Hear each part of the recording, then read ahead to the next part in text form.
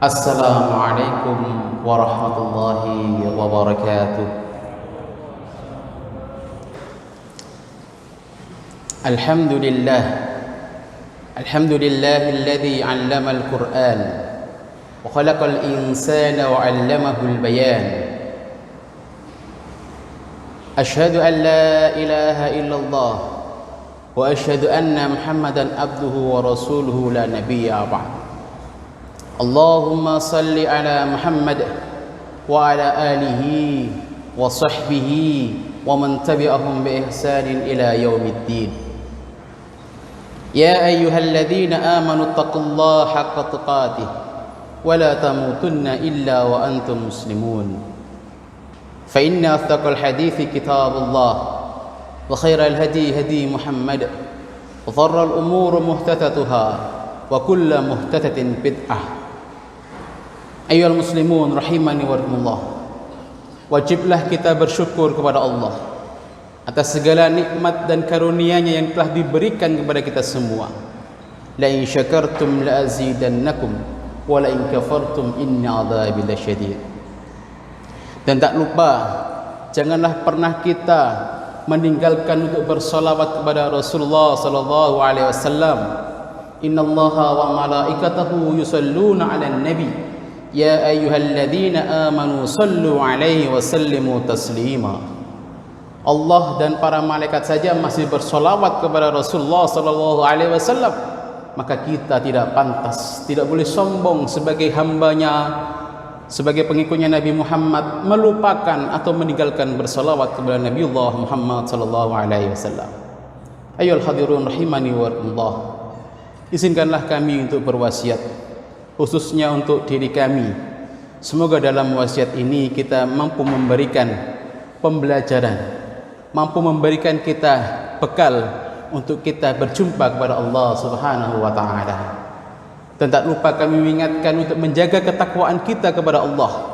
Jangan sampai kita lepas ketakwaan kita kepada Allah. Jangan sampai kita justru di akhir kelak, di kematian kita lepas dari ketakwaan kita kepada Allah. Nauzubillahi min dzalik.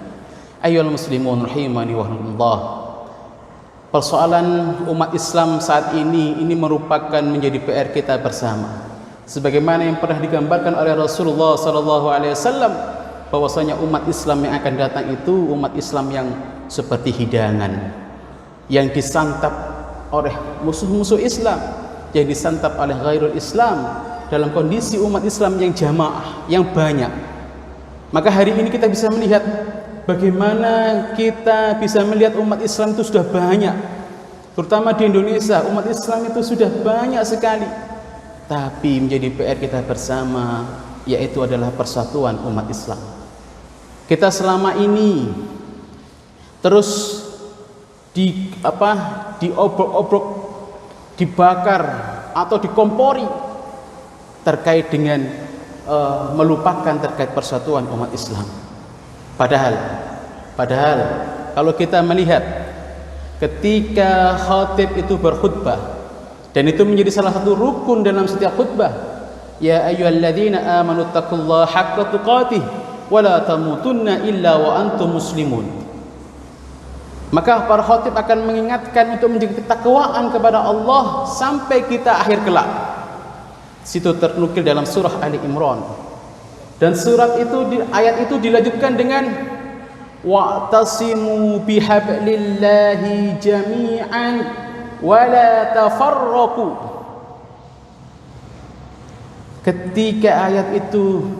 Ketika kita baca, kita lihat dalam semua buku tafsir, itu dua ayat ini tidak pernah dibahas terpisah, tapi menjadi satu kesatuan. Maka para mufassirin melihat bahwasanya salah satu tanda ketakwaan seseorang adalah wa'tasimu bihablillahi jami'an wa la tafarraqu. Maka sungguh aneh ketika kita mengaku beragama Islam, kita mengaku memiliki ilmu tentang Islam, kita mengaku faham dengan Islam, tapi tidak memperdulikan persatuan umat Islam. Ayyuhal muslimun rahimani wa rahimakumullah. Wadhkuru ni'matallahi 'alaikum id kuntum a'da'an fa'alafa baina qulubikum fa asbahtum bi ni'matihi ikhwana wa kuntum 'ala safa khufratin minan nar fa anqadhahum minha kadzalika yubayyinullahu lakum laayatil la'allakum tahtadun. Jadi ketika ini disampaikan oleh Allah, diingatkan ada fase bahwasanya persatuan umat Islam itu menjadi PR dulu ketika Nabi Muhammad SAW. Ketika Rasulullah SAW diutus oleh Allah di Mekah maupun di Madinah, itu kita bisa melihat bagaimana kebudayaan di sana, kafilah-kafilah, suku-suku berdiri sendiri. Bahkan tiap tahun, tiap hari timbul perpecahan, peperangan bahkan terjadi. Maka itu menjadi peringatan bagi kita. Diingatkan oleh Allah bahwasanya dulu kita sebelum adanya Islam, dulu sebelum Islam dibawakan oleh Rasulullah SAW, itu kita umat yang terpecah belah. Maka ini menjadi perhatian kita. Saat ini kita sudah mendapatkan Islam, baik ada yang Islam secara keturunan maupun melakukan istishhadah. Ayyuhal ikhwan, ini menjadi penting sekali. Ini menjadi penting sekali kita gelorakan bersama, kita ingatkan bersama. Ketika kita mengaku beragama Islam, kemudian masih dalam satu saudara ini masih ada Islam tapi bukan jamaahnya saya. Kamu Islam tapi fahamnya bukan fahamnya seperti saya. Tidak. Justru sebenarnya ketika kita melihat sirah, bagaimana para sahabat itu menanggapi atau berikhtiar bagaimana menghadapi ketika terjadi suatu perbedaan. Sungguh indah ketika mereka melakukan mensikapi, beribrah ketika ada permasalahan yang berbeda. Pasti dalam setiap zaman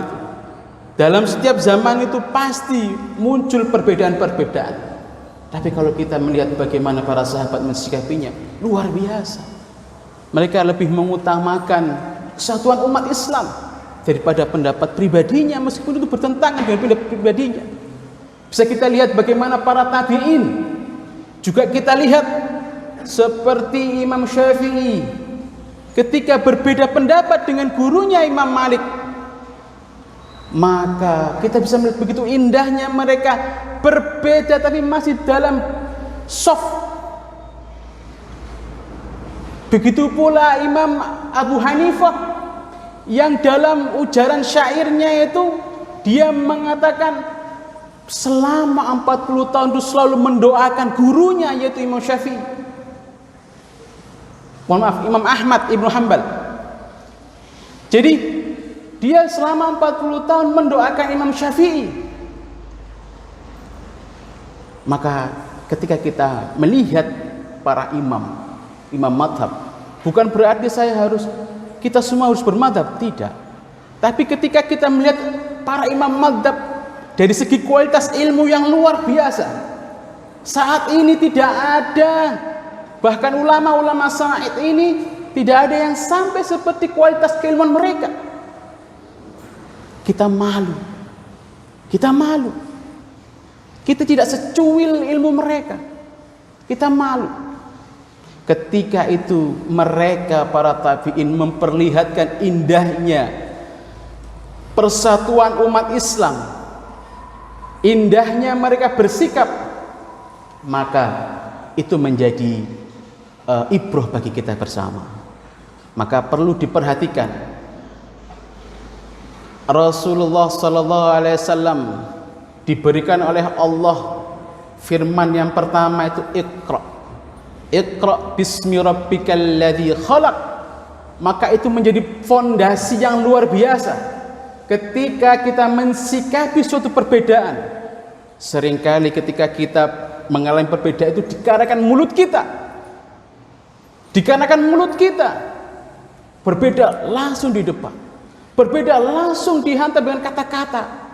Padahal agama Islam itu mengajarkan Iqra bismi rabbikal ladzi khalaq. Ketika ada perbedaan terhadap apa yang kita dengar, apa yang kita lihat, maka perintahnya adalah bacalah dulu. Membaca. Seringkali yang kita sampaikan itu, atau ketika terjadi perbedaan itu kita langsung bahkan sampai ada hukum itu mentakfirikan atau langsung menjustifikasi kesalahan, padahal ternyata masalah fikih yang berbeda-beda, yang dulu para sahabat juga mengalami perbedaan dalam memandang suatu pedoman dalam beragama. Para tabi'in juga sama. Tapi kadang-kala kita lupa, euforia keberagamaan kita seringkali itu menjadi juga pemicu ketika, mohon maaf, kita sudah bersemangat mengkaji agama Islam, tiba-tiba dalam kajian agama Islam itu ada yang terlintas di kita itu berbeda, kita langsung menyalahkan. Padahal kalau kita kaji lagi, kita tuh masih belajar, tidak ada seluas seperti para imam madhab, tapi sikapnya luar biasa. Makanya ketika para ulama fikih itu mengatakan kaidah al-adabu qoblal ilm, al-adabu qoblal ilm, adab itu lebih didahulukan timbang ilmu.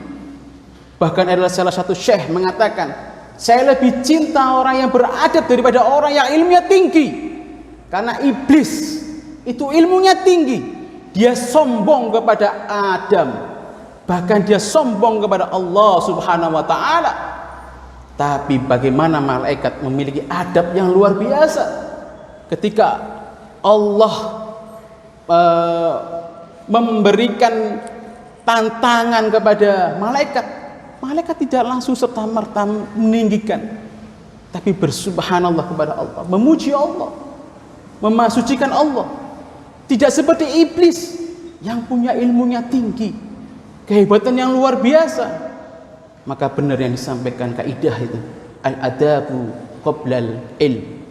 Penting sekiranya ini menjadi solusi, bahwasanya adab, terutama bagi generasi kita saat ini atau generasi di bawah kita, seringkali ketinggalan adabnya.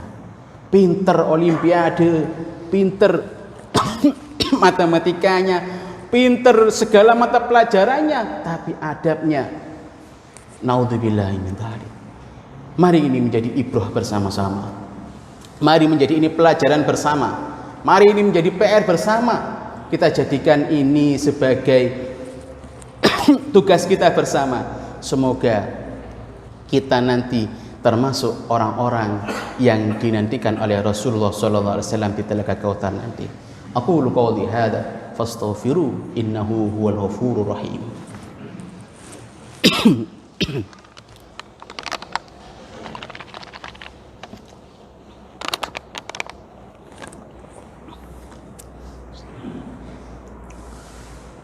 Alhamdulillahilladzi arsala rasulahu bil huda wa dinil haqq liyudhhirahu 'ala ad-din kullih wa kafa billahi shahida.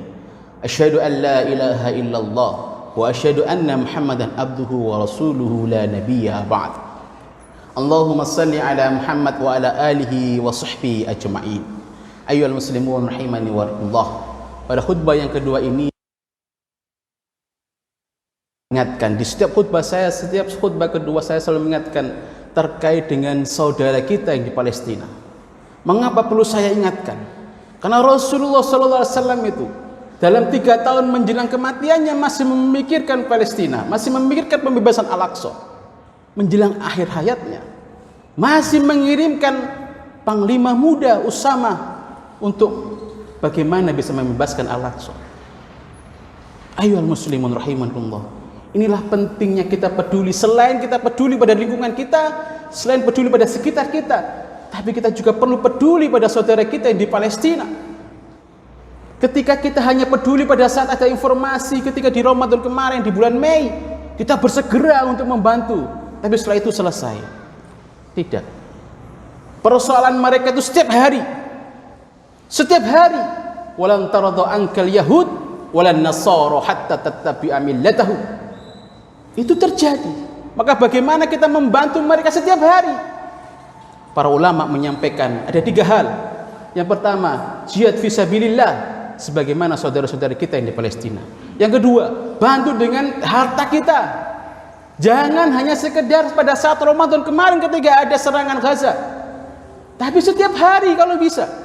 Kan kebutuhan mereka juga setiap hari, bukan pada saat itu saja. Yang ketiga, kalau tidak mampu, minimal kita meluangkan doa dalam setiap waktu mustajabah kita. Jangan hanya sekedar mendoakan diri kita, keluarga kita, dan di sekitar kita, tapi doakanlah saudara-saudara kita juga yang di Palestina. Semoga diberi oleh Allah kekuatan. Dan dengan doa yang minimal itu bisa menjadikan kita wasilah, kita termasuk dalam golongan barisan orang yang membela Palestina.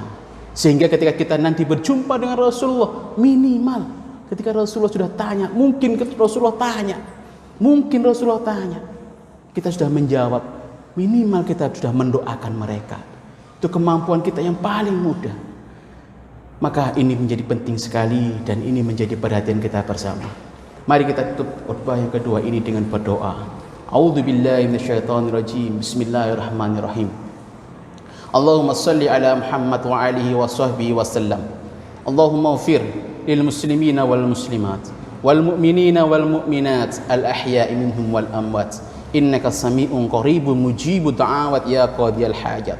Allahumma inna nas'aluka al-huda wat-tuqa wal-afafa wal-ghina. Rabbana hab lana min azwajina wa dhurriyyatina qurrata a'yun waj'alna lil muttaqina imama. Rabbana la tu'akhidna in nasina aw akhtana. Rabbana wa la tahmil 'alaina isran kama hamaltahu 'alal ladzina min qablina. Rabbana wa la tuhammilna ma la taqata lana bih. Wa'fu أنت مولانا فانصرنا على القوم الكافرين. اللهم انصر إخواننا المجاهدين في غزة، وإخواننا المجاهدين في فلسطين، وإخواننا المجاهدين في كل مكان. اللهم ربنا تقبل شهداءهم برحمتك يا أرحم الراحمين. اللهم بارك على كل أمرنا، وبارك على كل علمائنا، وبارك على كل مشايخنا، وبارك على كل أساتذتنا، وبارك على كل تلاميذنا، وبارك على كل إخواننا برحمتك يا أرحم الراحمين. ربنا آتنا في الدنيا حسنة وفي الآخرة حسنة وقنا عذاب النار. ربنا تقبل منا إنك أنت السميع العليم وتب علينا إنك أنت التواب الرحيم. صلى الله على نبينا محمد والحمد لله رب العالمين. أقيموا الصلاة.